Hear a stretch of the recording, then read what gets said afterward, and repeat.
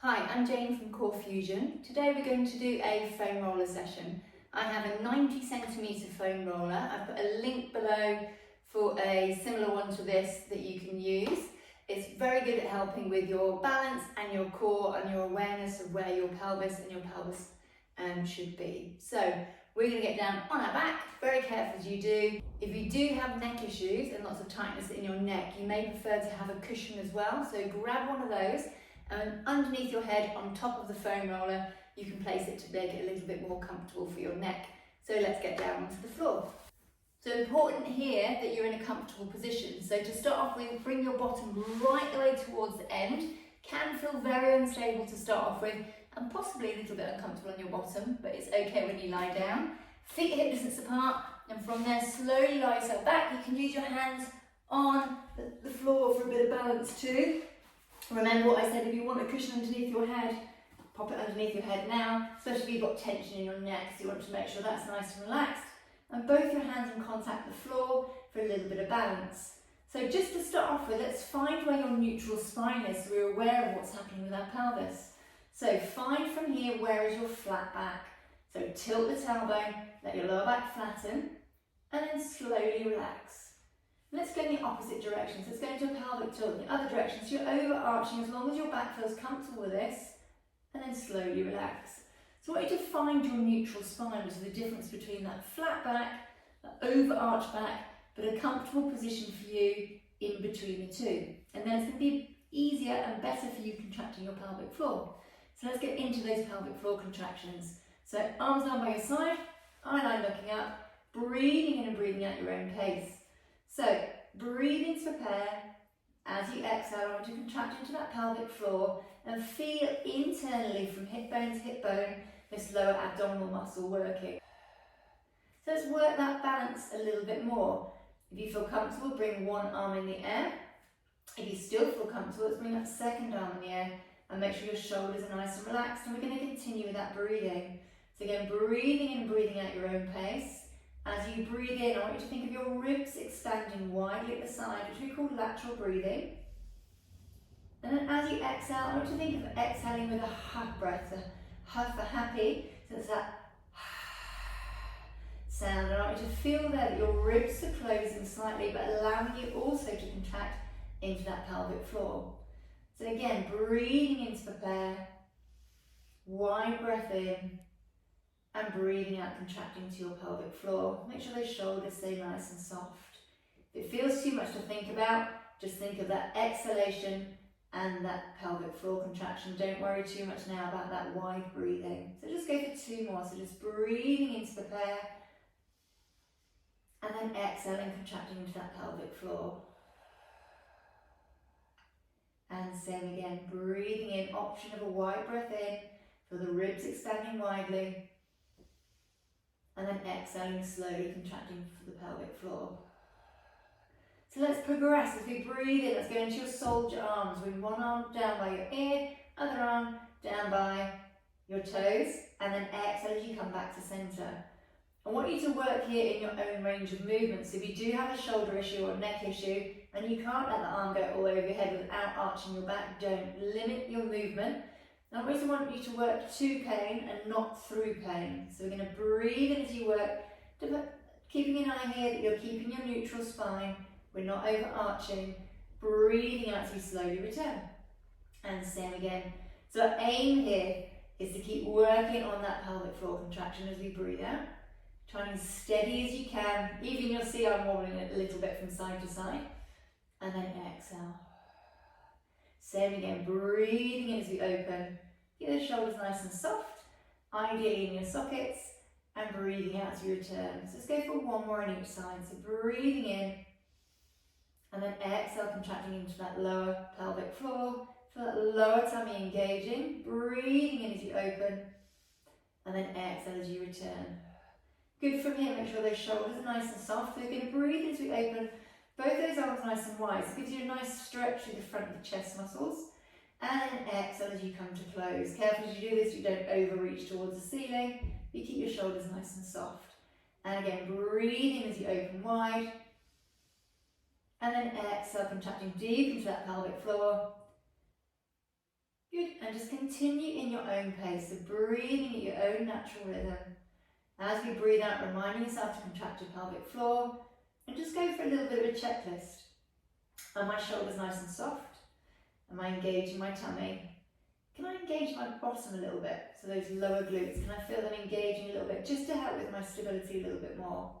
And again, 3 more, breathing as you open wide, and exhale as we come to close. So if you want to bring those ribs in, you can. We're going to breathe in, nice wide breath in, so those ribs expand wide. And as you exhale with that huff for Henry, huff for happy, feel those ribs closing. So you're just working those obliques a little bit to keep you nice and controlled. And one more, nice wide breath in. And then exhale as we come back to close.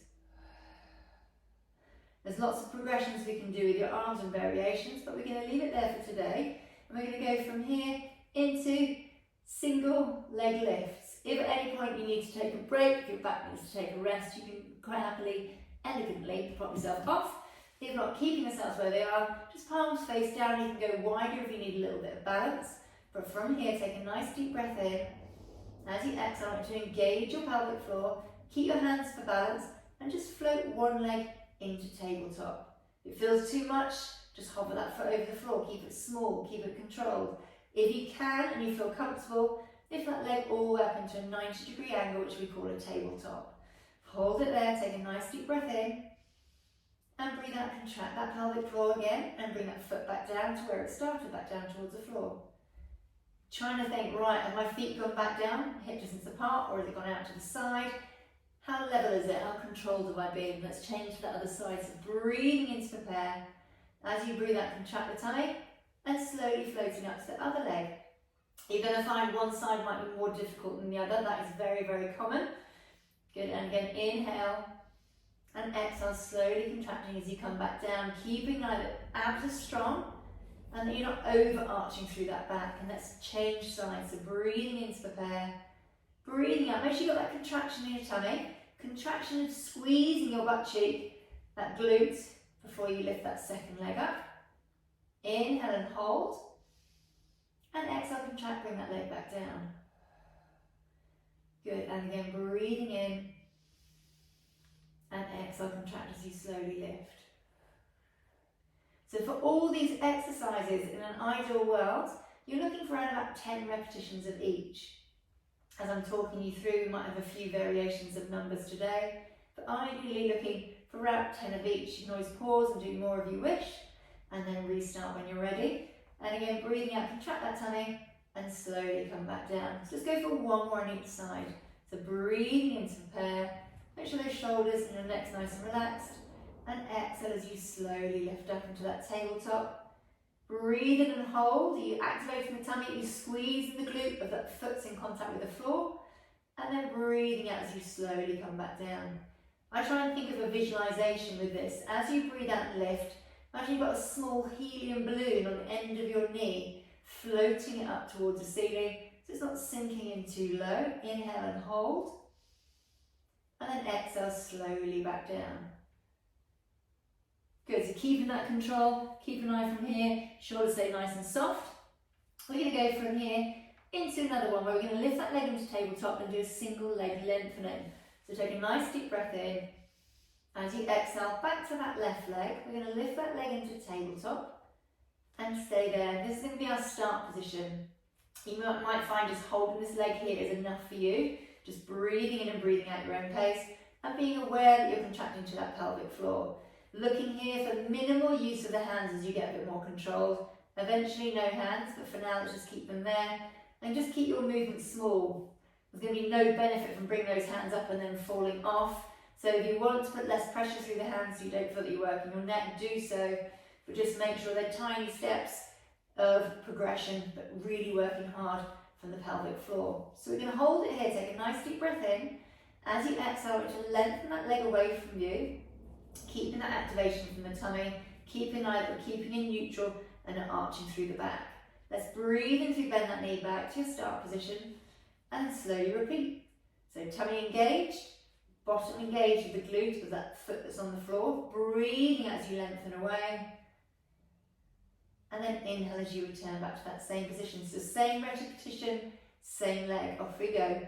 Engage the tummy, make sure the glutes engaged, breathing out as you slowly return. Is your back overarching or your ribs down? Are your shoulders relaxed? Are you working those arms? 4,000 things to think about. And let's go for 3 more. So as you breathe out, engage your tummy and let's slowly lengthen.